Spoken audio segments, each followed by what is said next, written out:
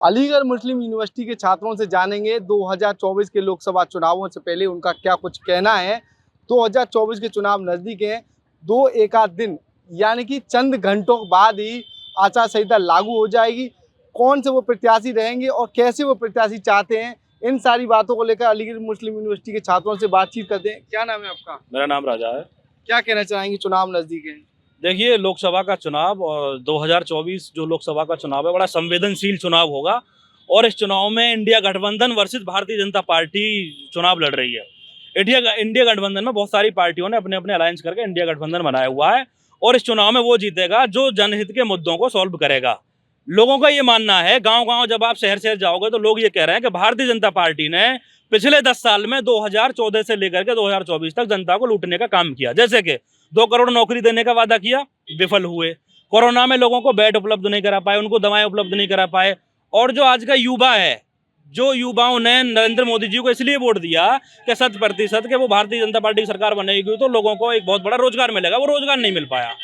अगर जो सरकार युवाओं के, किसानों के और गरीबों के मुद्दों को सोल्व नहीं कर पाए तो सरकार के प्रति लोगों की राय ये होती है कि उसको उखाड़ फेंकें। लोकतंत्र है, नई सरकार होगी, नई सरकार बनेगी तो युवाओं का कल्याण होगा, युवाओं का कल्याण होगा तो देश विकसित होगा।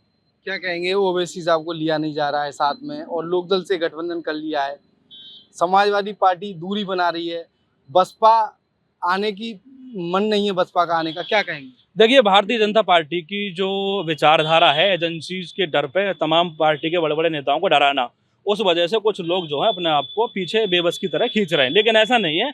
आचार संहिता लगेगी तो बहन जी भी इंडिया गठबंधन का हिस्सा होंगी। समाजवादी पार्टी, राष्ट्रीय लोकदल तो एनडीए का हिस्सा हो चुकी है। बाकी मेरा ये कहना है ओवैसी साहब को लेकर के कि लोकतंत्र में हर एक पार्टी को चुनाव लड़ने का अधिकार है।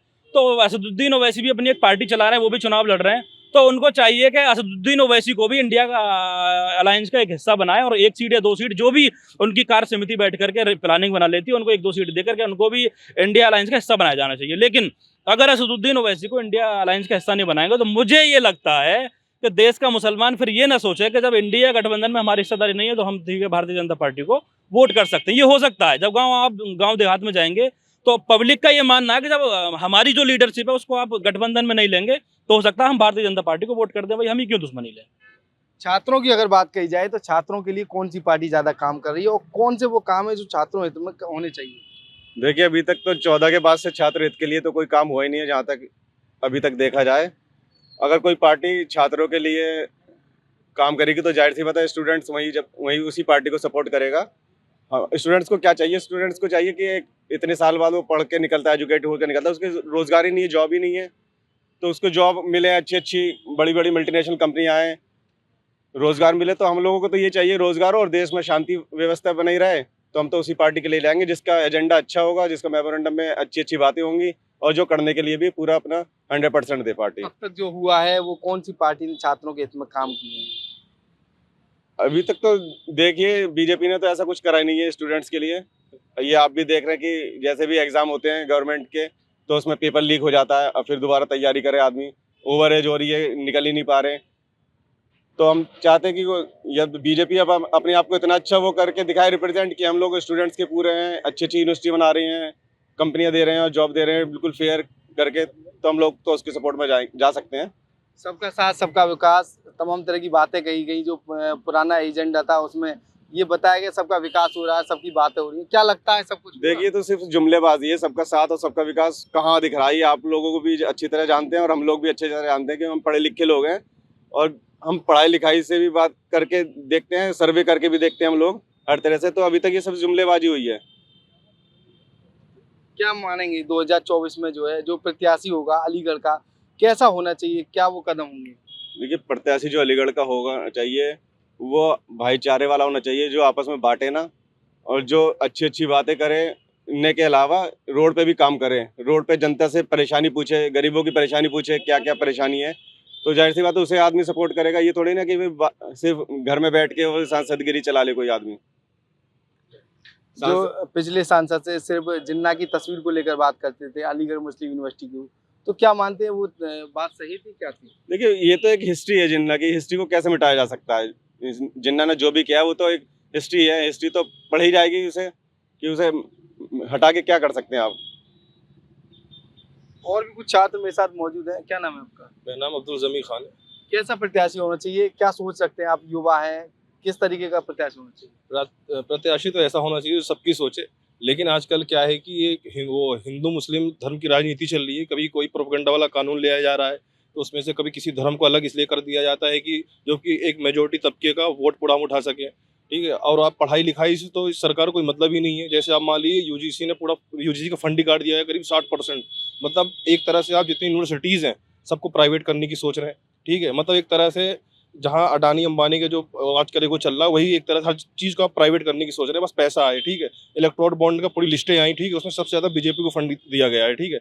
और फंड कैसे दिया गया है? जो फंड नहीं दे रहे उस पर दादागिरी चलती है। जैसे पहले हफ्ता वसूली चलती थी, चुंगी में खड़े हो गया किसी को भी रोक के हफ्ता वसूली चलती, दादागिरी चलती थी, ऐसे ही बीजेपी गवर्नमेंट कर रही है। अगर जो इनको फंड नहीं देता उसके ऊपर ईडी भेज देना, और बहुत सारे ऐसा आपको प्रूफ मिल जाएंगे, वीडियोज मिल जाएंगी कि 2 दिन पहले ईडी गई है और उसके 2 दिन बाद ही फॉरेन इलेक्ट्रोल बॉन्ड में बॉन्ड के जरिए पैसा भेज दिया गया है, ठीक है। लेकिन सुप्रीम कोर्ट का शुक्रगुजार हूँ कि उन्होंने इस पर कार्रवाई करी और इसको पारदर्शिता करवाया कि अपनी पूरी लिस्ट निकाली है। उस पर भी जो स्टेट बैंक ऑफ इंडिया है निकाली कहाँ रही थी, काफ़ी नाटक कर रही, कभी 3 महीने का टाइम ले रही, कभी कुछ। तो ये सब प्रोपेगेंडा ही है एक तरह से। क्या मानते हैं जो अलीगढ़ में विकास कार्य हुए हैं, आप अलीगढ़ में छात्र हैं, किस नजरिए से देखते हैं विकास कार्य? विकास तो कोई भी सरकार उसकी जिम्मेदारी है, ठीक है। आप यहाँ पे हर धर्म के लोग रहते हैं, हर धर्म की विकास की भी जिम्मेदारी है। और बीजेपी गवर्नमेंट हो, कांग्रेस हो, सबका कोई भी सरकार आएगी उसको फंड मिलता है, ठीक, बाकायदा। जो हम लोग टैक्स जमा करते हैं उसके थ्रू ही पैसा आता है। ऐसा नहीं कि अब मोदी जी ने अपनी जेब से ला के विकास कर दिया, ऐसा कुछ भी नहीं होता है, ठीक है। हमारे ही फंड हमारे यूज़ किया जाता है, ठीक है। और उसी में घोटाला भी आम जनता के पैसे से ही घोटाला भी किया जाता है, ठीक है। पिसता आम जनता ही है और कोई नहीं पिसता है। और जब आम जनता उससे सवाल उठाती है तो उस पर क्या नाम है, धर्म का पर्दा सामने डाल दिया जाता है कि तू हिंदू है, तू मुसलमान है, तू फला है, तू ये है। तो उस पर लोग एक दूसरे से जुड़ जाते हैं फ़ौरन कि अरे हम तो मुसलमान है, अरे हम तो हिंदू हैं, हम इसके सपोर्ट में क्यों बोलें। और कहीं ना कहीं फिर नफरत का भी होता है। अब 2014 के बाद से यही तो हो रहा है, और क्या हो रहा है।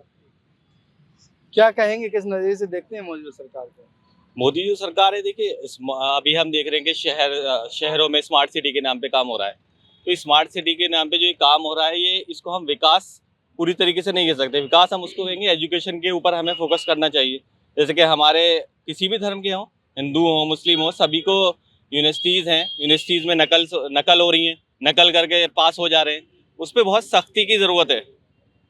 और हमारा जो विकास जो होगा देश का, वो अगर हम एजुकेटेड हो जाएंगे उसके बाद ही हम इस चीज़ को सोचेंगे कि हमारा विकास हुआ है।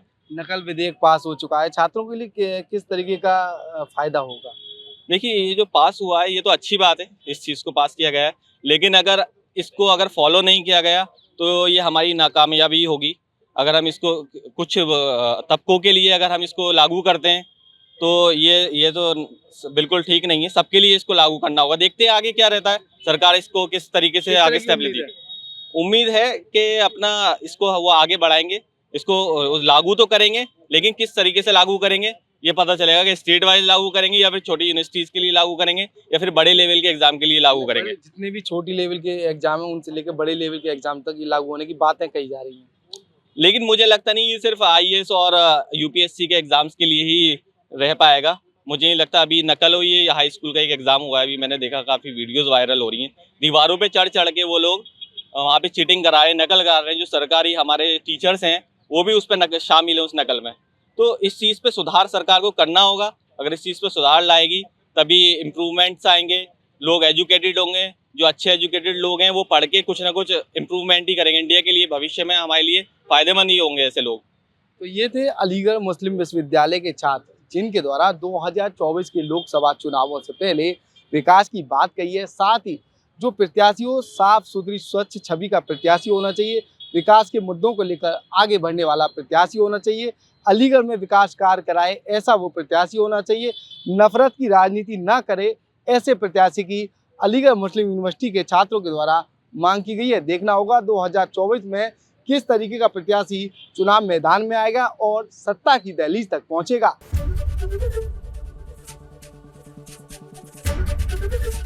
ABP गंगा, खबर आपकी, जुबान आपकी।